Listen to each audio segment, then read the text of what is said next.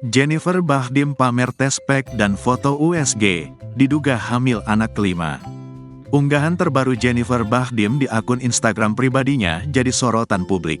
Ia mengunggah video bersama sang suami, Irfan Bahdim, yang memancing spekulasi.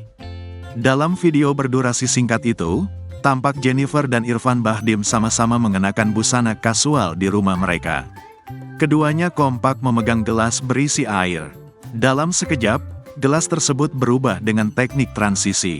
Irfan Bahdim tiba-tiba memegang tes pack dengan ekspresi kebingungan, sementara Jennifer memegang foto hasil USG dengan wajah ceria. Jika Jennifer benar-benar hamil, maka dia dan suami akan memiliki anak kelima. Coming soon, tulis Jennifer sebagai keterangan videonya yang diunggah di Hari Raya Idul Fitri pada Rabu, tanggal 10 April tahun 2024. Konten tersebut kini telah dipenuhi ribuan komentar. Netizen yang menduga bahwa video tersebut hanya bagian dari promosi. Namun tak sedikit juga yang terkejut dan meyakini Jennifer sedang hamil lagi.